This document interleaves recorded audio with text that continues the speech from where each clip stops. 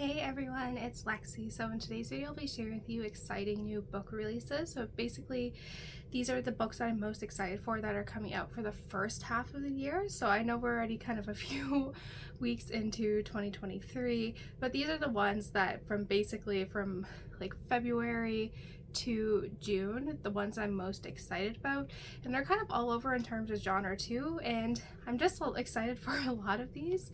So without further ado, let's get started. So starting up on March 7th, we have The Family Bones by Elle, Maar, and I have my iPad here just to kind of do a quick synopsis, and it's exciting too. The publisher sent me an early version of this, which I'll have a review of it the day it is published, so keep your eyes peeled for that. But this one just sounds like a lot of fun. And it says, psychology student Olivia's family is notorious among true crime buffs. Faced with a legacy of psychopaths that span generations, Olivia has spent much of her academic life trying to answer one chilling question: nature or nurture? Although she kept a safe distance from her blood relatives for years, Olivia agrees to attend a weekend reunion. After all, her fiancé is eager to meet her future in-laws, and the gathering may give her a chance to interview her elusive grandfather about the family traits. But nothing is ever peaceful among the Ericksons for long. Olivia's favorite cousin is found dead in a nearby lake. Then another family member disappears. As a violent storm isolates the group further, Olivia fears ride faster than the river, and an uninvited guest is about to join the party. True crime podcaster Birdie Tan has uncovered a disturbing mystery in her latest investigation, and she has followed it right to the Ericksons' mountain resort. There's a deadly twist in a family plot that even Olivia doesn't see coming. So this one just sounds really interesting.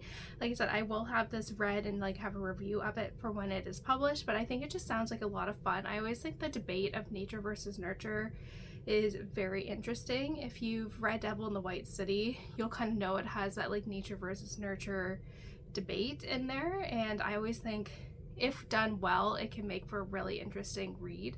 So I am excited to pick this one up. Next up on March 14th, we have Stateless by Wein, and this is her newest book.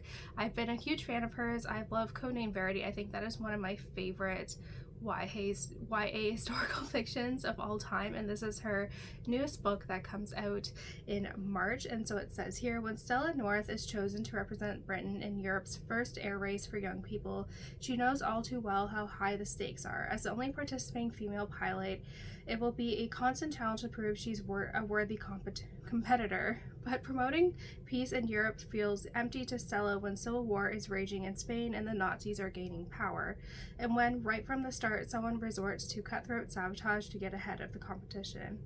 The world is looking for inspiration in what's meant to be a friendly sporting event, but each of the racers is hiding a turbulent and violent past, and any one of them might be capable of murder, including Stella herself. So I think this sounds really interesting. Sorry, excuse me. And I also think Elizabeth Wein, the author, is also a pilot too, so a lot of the technical stuff related to whether it is flight and just the technology and the technique of flying, it's really well done. So this one seems like a lot of fun, and I always find the era that she kind of focuses her books around either pre, during, or post World War II, I think is a very interesting study, especially for women at this time. We're really kind of finding their place within these male-dominated fields. So like I said, I'm really excited to dive into this one, and like I said, I haven't read Elizabeth Wein's book in a while, so it'll be fun to kind of dive right into one of my favorite authors. Next up on March 28th, we have Her Deadly Game by Robert Dugoni, and this is his newest legal kind of thriller series, I guess is how you would classify it. But it says, Kira was building a solid reputation as a Seattle prosecutor until her romantic relationship with a senior colleague ended badly. For the competitive former chess prodigy, returning to her family's failing criminal defense law firm to work for her father is the best shot she has. With the right move, she hopes to restore the family's reputation, her relationship with her father, and her career. Kira's chance to play in the big leagues come when she's retained by Vince LaRussa, an investment advisor accused of murdering his wealthy wife. There's little hard evidence against him, but considering the couple's impending and potentially nasty divorce, LaRussa faces life in prison. The prosecutor is equally challenging Miller Ambrose, Kira's former lover, who's eager to destroy her in court on her first homicide defense. As Kira and her team follow the evidence, they uncover a complicated and deadly game that's more than Kira bargained for. When shocking information turns the case upside down, Kira must decide between her duty to her client, her family's legacy, and her own future.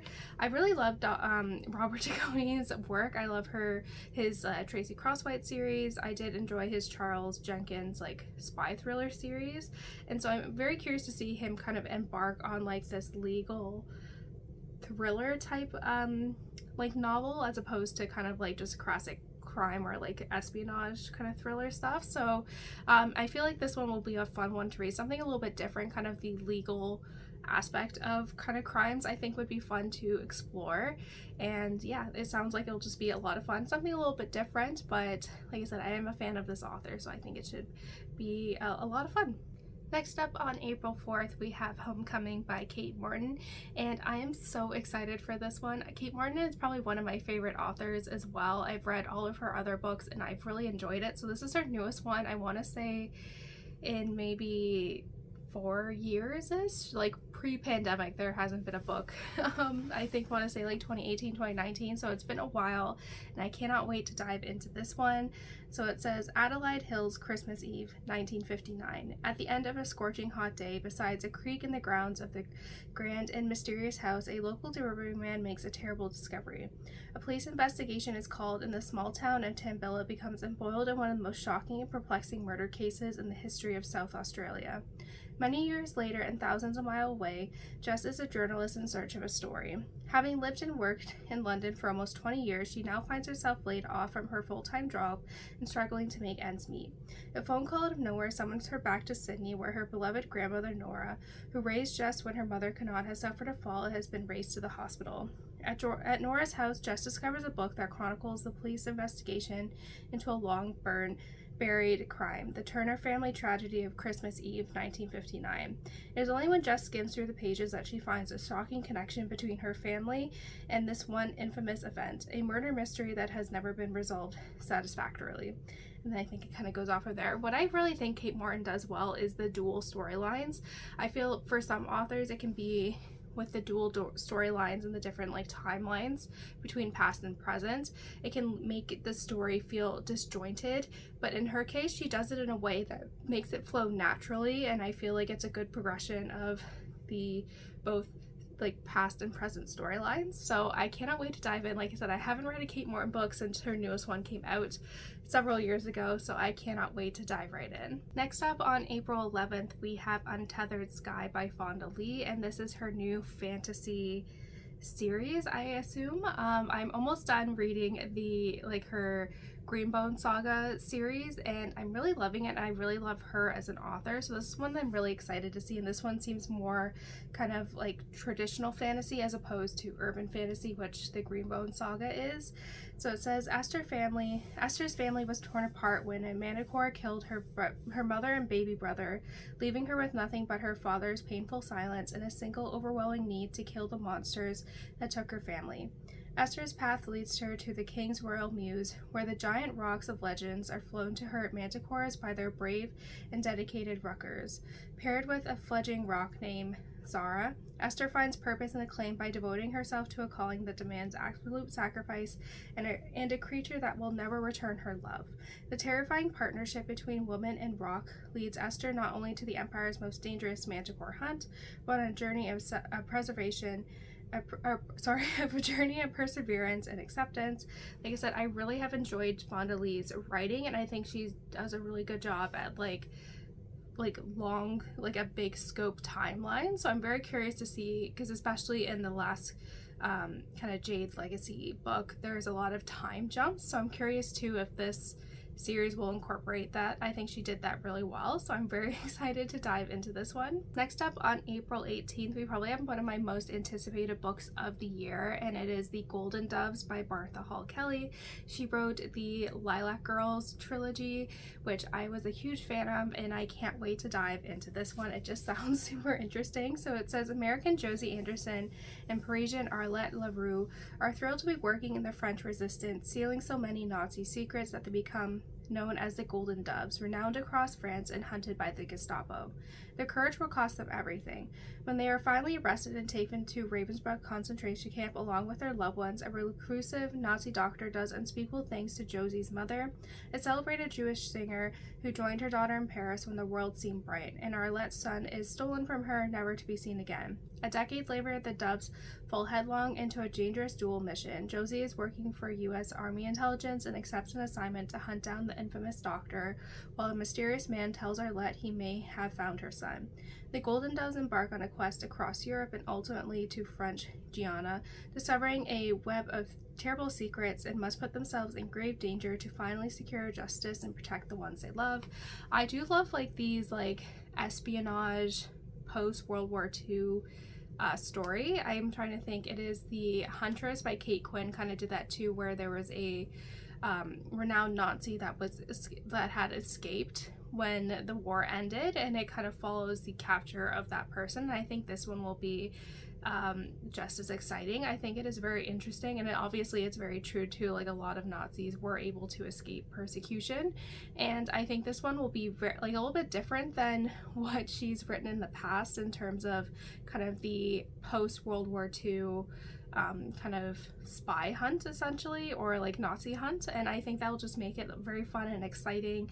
And she's just an amazing writer. I noticed too, when I had reread Lilac Girls for the second time, I would sit down, read, look up, and be like, oh my god, I read 50 pages, and the time flew by so fast. So I'm just very immersed in her writing, and I think this one just sounds super fun and amazing, and I can't wait to pick it up. On April 25th, we have Happy Place by Emily Henry, and when this book comes out, I hope to have read her other two books. I've read People We Meet on Vacation, but I still need to read Book Lovers and Beach Reads, so hopefully by then I'll be caught up with all of her books. But this one says, Harriet and Wein have been the perfect couple since they met in college. They go together like salt and pepper, honey and tea, lobster and rolls, except now, for reasons they're still discussing, they don't. They broke up 5 months ago and still haven't told their best friends, which is how they find themselves staring a bedroom at the main cottage that has been their friends' group yearly getaway for the last decade. Their annual respite from the world, where for one vibrant, blissful week they leave behind their daily lives, has copious amounts of cheese, wine, and seafood, and soak up the salty coastal air with the people who understand them most. Only this year, Harriet and Wein are lying through their teeth while trying not to notice how desperately they still want each other. Because the cottage is for sale and this is the last week they'll all have together in this place, they can't stand to break their friend's heart, and so they'll play their parts. Harriet will be the driven surgical resident who never starts a fight, and Wein will be the laid-back charmer who never lets the cracks show. It's a flawless plan if you look at it from a great distance and through a pair of sunscreen-smeared sunglasses. After years of being loved, how hard can it be to fake it for 1 week in front of those who know you best? I think this is a very interesting kind of twist on a rom-com, chick lit book, and I always love kind of the, they were best friends, lovers for so long, and then it kind of breaks, and understanding how that crack started and then addressing it, I think will be a lot of fun to explore. Like I said, I need to read her other two books and then I'll read this one, but so far I've really liked People We Meet on Vacation, so I'm excited for this one as well. Next up, on June 20th, we have Malibu Burning by Lee Goldberg, and this is the newest book in the Eve Ronan series. And because this is a crime series in particular, I don't really like to know too much about what the next installment has in store. I kind of like to just dive right in and just experience it. But the general premise is we follow Eve Ronan, who is the youngest female homicide detective in Los Angeles Police Department history, and she ended up getting that promotion because she was caught arresting a celebrity who was involved in a domestic violence incident violence incident, and so she used that kind of leverage of the popularity of that viral video to be promoted into homicide. So she still has a lot to kind of prove to herself and to those around her, so it kind of goes off from there. Like I said, this is the newest one. I don't want to kind of spoil anything, especially for crime series that are continuing. I don't want to spoil any of that for myself. So yeah, this is also another one that comes out in the summertime. So that's it, guys. I hope you enjoyed this video. Let me know in the comments below what books you're excited to be released in the next few months and all of that fun stuff. So yeah, thank you guys so much for watching. Don't forget to give this video a thumbs up, and I'll see you guys next time. Bye, guys.